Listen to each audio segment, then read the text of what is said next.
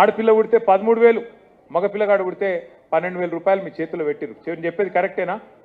మరి వాళ్ళు ఉన్నదా కేసీఆర్ కిట్టు? మరి కేసీఆర్ కిట్టువాయ్, బతుకమ్మ చీరవాయ్, ఏమిట్లా ఏమున్నది ఇవాళ? మరి గేమ్ చూసుకొని ఓటేయాలి కాంగ్రెస్ పార్టీకి.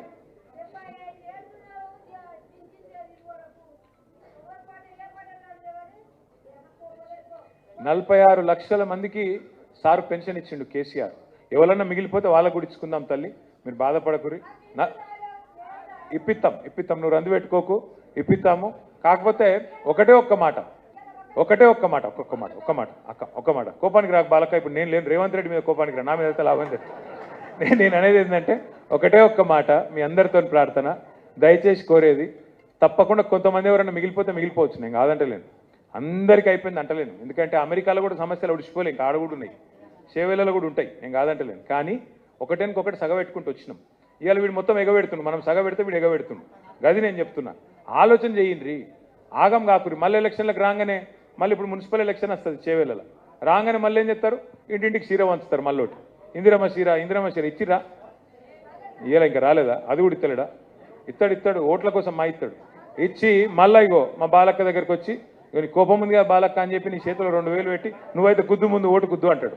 వాడిచ్చే 2,000 ఆశపైతే నేను ఒకటే యాద చెప్తున్నా మీకు, ఆయన 26 నెలలు బాకీ ఉన్నాడు మీకు, మీరు యాద పెట్టుకోండి. 26 నెలలు ఇంటూ 2,500 అంటే 60,000 బాకీ ఉన్నాడు మీకు.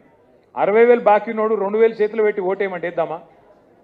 వాళ్ళని అడుగురి కాంగ్రెస్ వాళ్ళను, ఏమాయ కొడుక 100 రోజులు అంటివి, మరి 60,000 బాకీ ఉన్నావు కదరా, మరి ఆ మిగిలిన 58,000 ఎవడిస్తాడు? యాదవ్ ఇస్తాడా, భీమ్ భరత్ ఇస్తాడా, ఎవడిస్తాడని అడుగురు.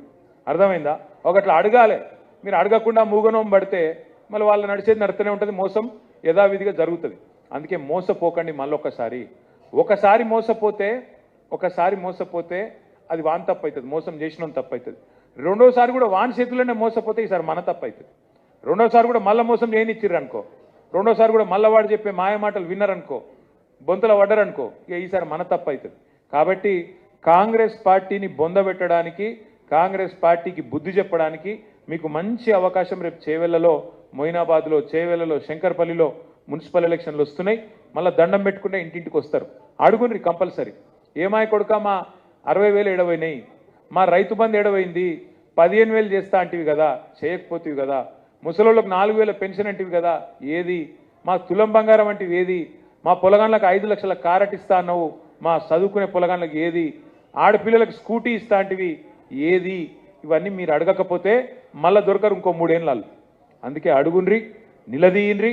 కేసీఆర్ గారు పంపిన కండువా వేసుకున్న, గులాబీ కండువా వేసుకొని కారు గుర్తు మీద వచ్చేటోళ్లకు